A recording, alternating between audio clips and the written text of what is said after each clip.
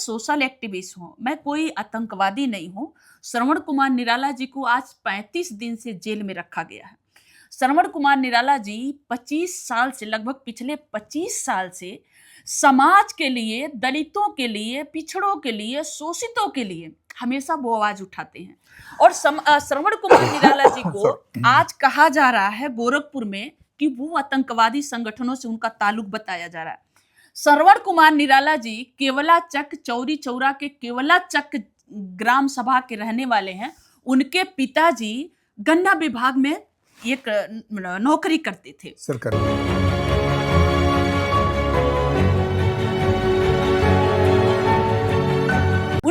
हाँ, सरकारी नौकरी करते थे। तो आप उनकी पूरी हिस्ट्री देखिए ना।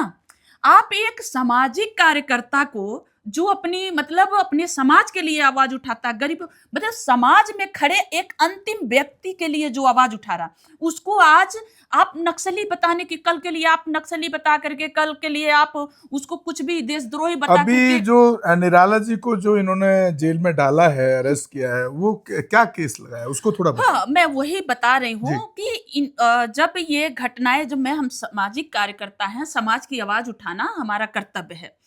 तो हमारा अंबेडकर जन मोर्चा संगठन है जिसके मुख्य संयोजक श्रवण कुमार निराला जी हैं। तो श्रवण कुमार निराला जी ने हमारे ऑफिस पे, भाई हम हर घटनाओं पे लेकर के सरकार के सामने रखते हैं कि भाई ये समस्या है।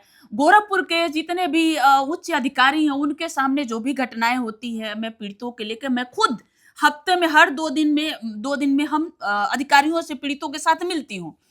तो हम लोगों के पास जब ये महिलाएं आई और रोने लगी, कई समझिए कि संख्या में महिलाएं हमारे ऑफिस पे आने लगी, तो हम लोगों ने 3 अक्टूबर को 2024 को हम लोगों ने एक ज्ञापन लिखा है।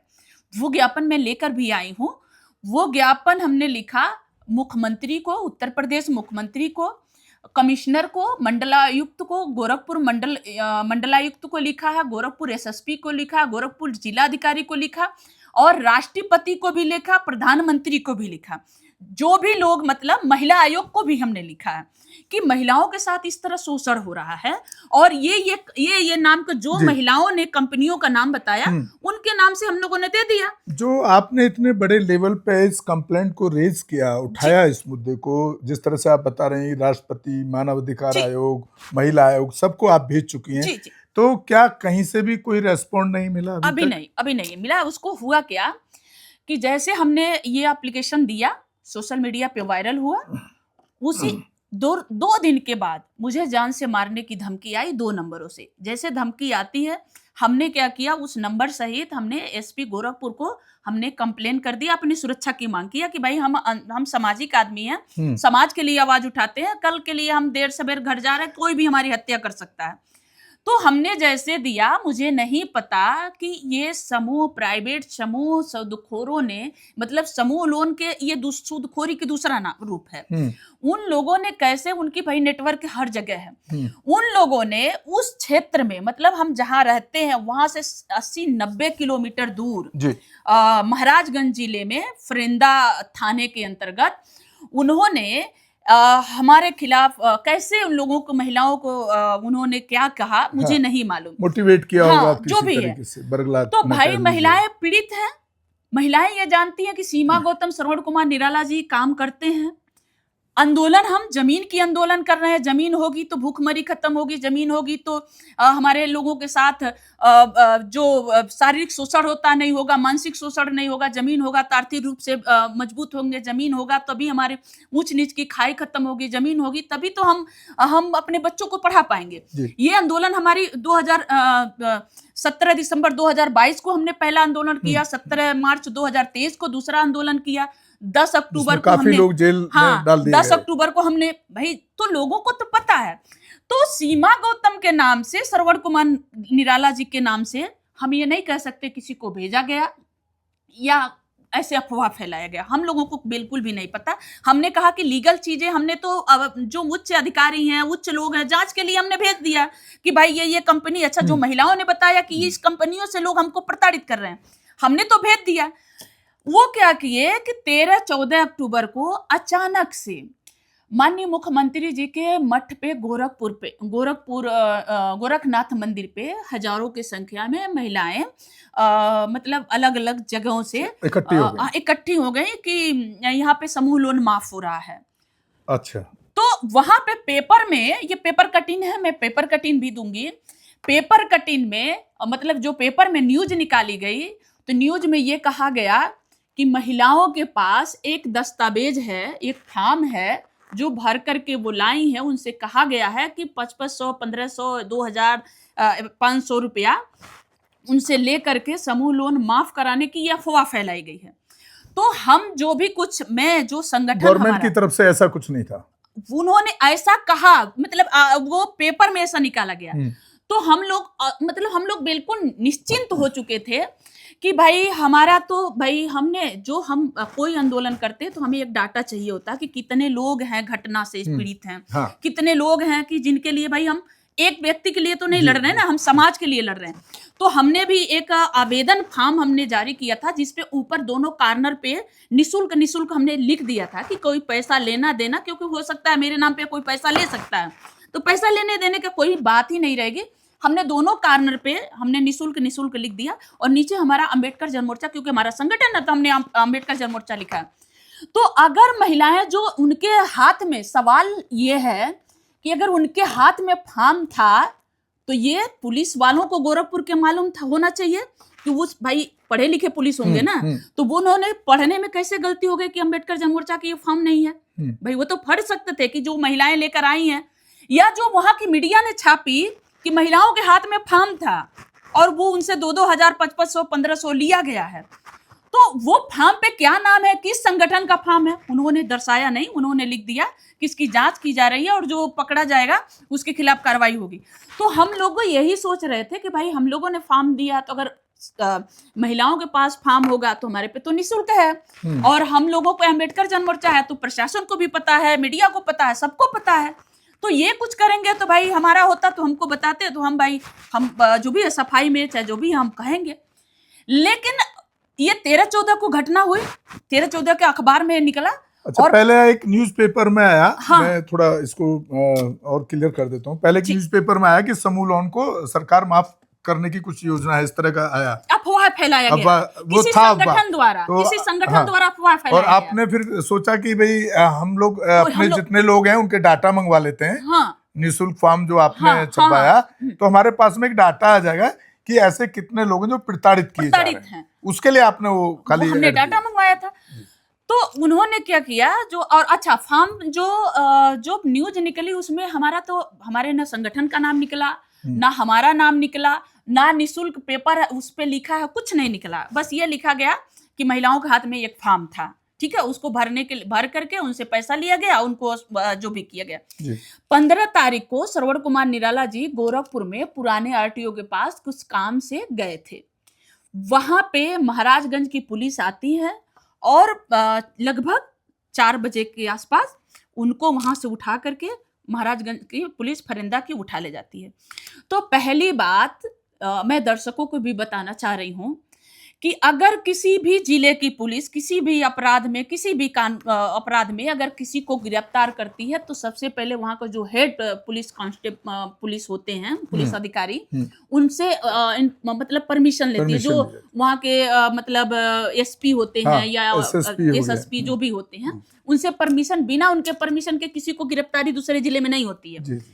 लेकिन दूसरे जिले को इन्फॉर्म करना पड़ेगा कि ये इस पे ये केस है और इसको हम अरेस्ट करना चाहते हैं। वहाँ की पुलिस साथ जाती है दूसरे जिले की। लेकिन श्रवण कुमार निराला जी के जब गिरफ्तारी हुई तो श्रवण कुमार निराला जी को उठा लिया गया। हम लोगों को पता नहीं कि श्रवण कुमार निराला जी की गिरफ्तारी हुई कि अपहरण हुआ। श्रवण कुमार निराला जी का जो उनके साथ थे दूसरे दुकान पे, वो कुछ मतलब स्टेशनरी सामान ले रहे थे, कुछ ले रहे थे, तो उन्होंने देखा कि गाड़ी आई और कुछ पुलिस वाले हैं, उनको बैठा करके ले गए। उन्होंने ये इन्फॉर्मेशन हम लोगों को तुरंत दिया। जब हम गोरखपुर के एसएसपी साहब से पूछने लगे, हम लोग, हमारे संगठन के लोग, कि श्रवण कुमार निराला जी को किस जुर्म में, किस थाने में रखा गया है, तो गोरखपुर के एसएसपी साहब सीधे मना कर दिया कि इसके बारे में मुझे कोई इन्फॉर्मेशन नहीं है, मैं नहीं जानता हूँ। इसका मतलब है कि उच्च अधिकारियों से कोई भी परमिशन नहीं ले गई ना अब उनके जो नॉलेज भी में। हो, मेरे इसका मेरे मतलब यही है जब वो हम उनको लोगों मालूम के ही नहीं है साथ तो हाँ मैं इससे थोड़ी सी मैं आपको बात थोड़ा सा जी पीछे हाँ बताना चाहूंगी।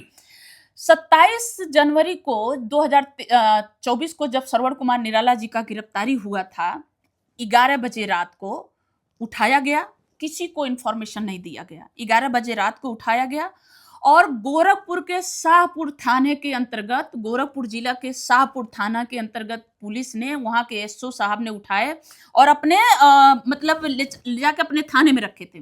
जी जब हम लोगों के ये बात, भाई हमारे नेटवर्क हर जगह हैं, भाई हम समाज के काम करते हैं, हम आतंकवादी नहीं है, हम कोई नक्सली नहीं है, वहीं की हमारी पैदाइश, वहीं पले बड़े, वहीं हमारे बाप दादा वहीं पे संघर्ष किए, वहीं मर गए और हम लोग भी वहीं संघर्ष कर रहे हैं। तो लोग तो हैं, तो हमें पक्की इंफॉर्मेशन मिल गई कि श्रवण कुमार निराला जी शाहपुर थाने में।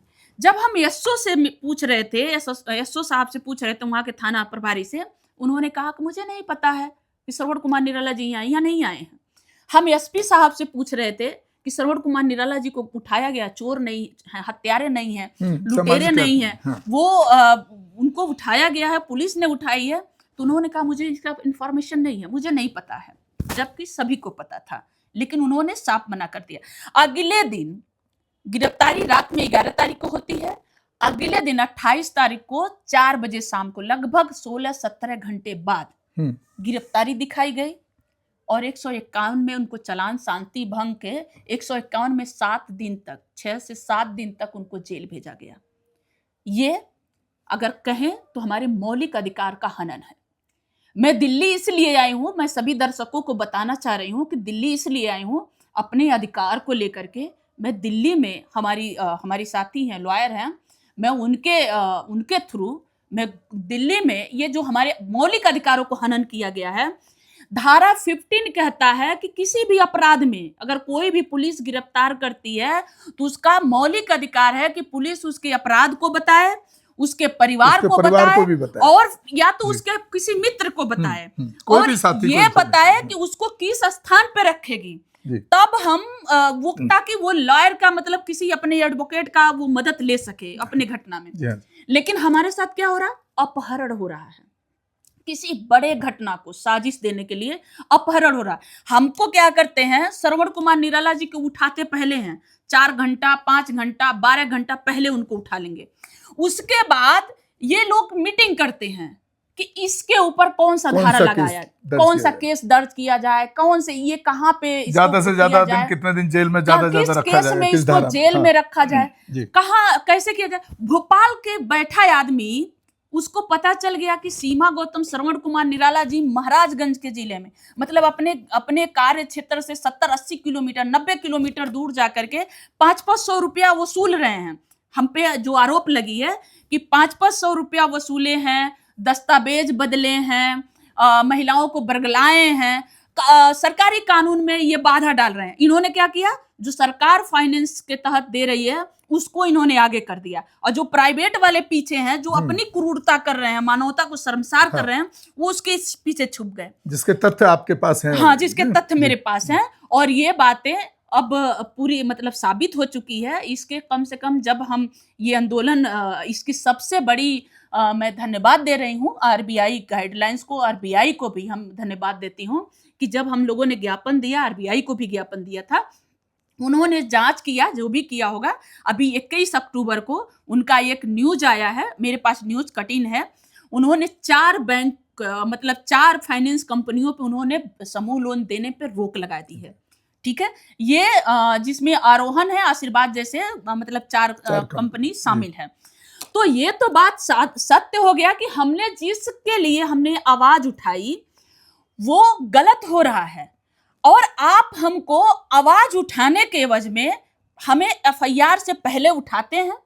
ये क्या कर रहे हैं, एफआईआर से पहले श्रवण कुमार निराला जी को उठाते हैं, उठाने के बाद ये तय करते हैं कि इन पे कौन से एफआईआर लगाएं, कितना दिन तक इनको जेल में भेजें।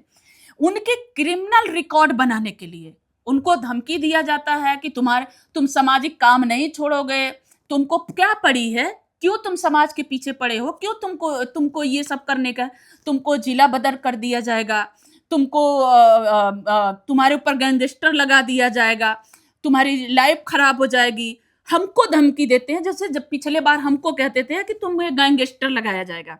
मुझे मैं एक किस गरीब घर की बेटी हूँ, मैं एक दलित की बेटी हूँ। गोरखपुर के सड़कों पे हमने संघर्ष किया है, चप्पल घिस गए हैं अधिकारियों के, जो उच्च अधिकारी उनके दरवाजा खटखटाते खटखटाते। मेरी माँ का हत्या हुआ, मैं न्याय मांगते मांगते मैं इतना बड़ा आंदोलन खड़ा की, खुद के लिए न्याय मांग रही हूँ, मैं औरों के लिए न्याय मांगने लगी, और हमने इतना बड़ा आंदोलन खड़ा किया, और मुझे आतंकवादी बनाने का, हमें क्रिमिनल रिकॉर्ड करने के 2-2 महीने तक लगातार हमारे घर पे छापा मारी जाती है।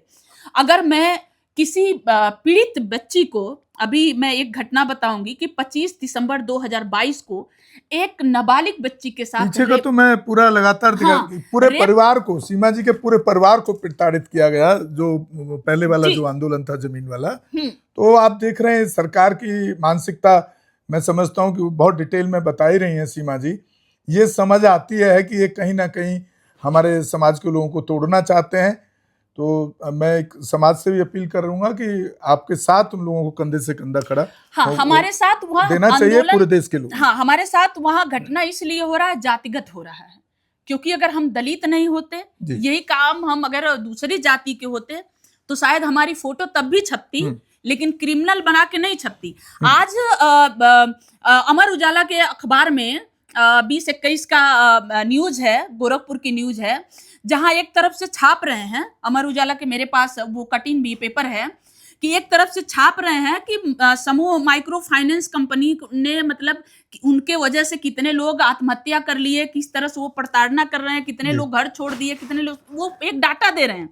एक तरह श्रवण कुमार निराला जी का वही तस्वीर छाप करके कह रहे हैं ये तो दंगा भड़काने का फिराक में था, पिछले बार ये आंदोलन किया, पिछले बार के तरह ये कुछ हवा देना था, चाह रहा था, आंदोलन को भड़काना चाह रहा था। अरे भाई, हम आंदोलन करेंगे तो कोई पोस्ट तो शेयर करेंगे, कोई फोन से तो बात करेंगे। हमारी फोन सरकार के पास है, हमारी फोन रिकॉर्ड करिए कि मैं उस गांव पे गई थी कि नहीं गई थी, श्रवण कुमार निराला जी गए थे नहीं गए थे।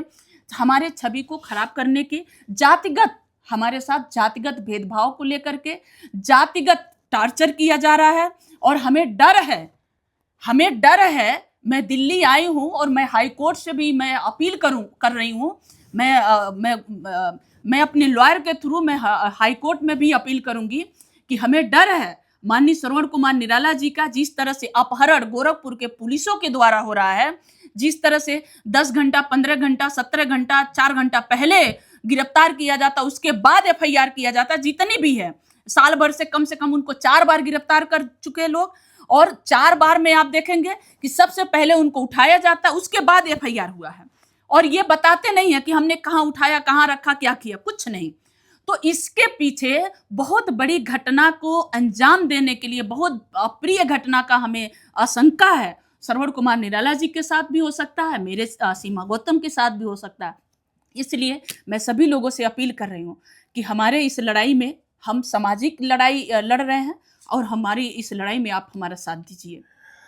बहुत बहुत धन्यवाद सीमा गौतम जी, आप इतना दूर से चल कर के आई और इतना तकलीफें झेल रही हैं।